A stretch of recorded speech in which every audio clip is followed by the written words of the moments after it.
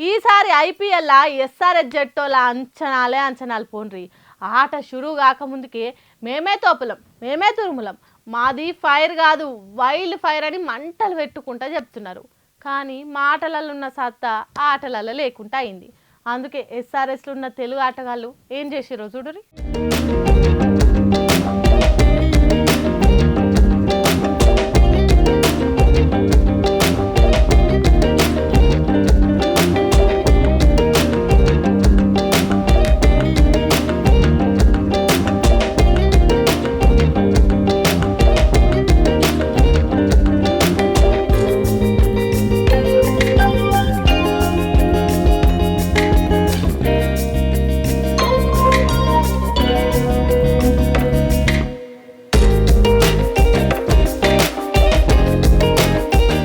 చూసిండ్రా ఎక్కడికి వచ్చిండ్రో మన ఆటగాళ్ళు.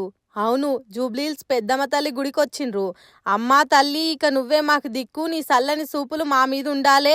అంత మంచి ఆటగాళ్ళున్నా మేము ఎందుకు ఓడిపోతున్నామో తెలుస్తలేదు. నరదిష్టి, నాలుక మీద మచ్చలున్నోళ్ళ శాపనార్థాలు ఏమన్నా ఉంటే కొట్టేయి తల్లి, ఈ గడ్డ మీద పుట్టిన నీ బిడ్డలను ఆశీర్వదించు తల్లి అన్నట్టు ఇగో గిట్ల పెద్దమ్మ తల్లికి మొక్కుకున్నారు. అభిషేక్ శర్మ, నితీష్ కుమార్ రెడ్డి తల్లి గుడి గుమ్మం కాడ పైసలు నిలబెట్టిండ్రు.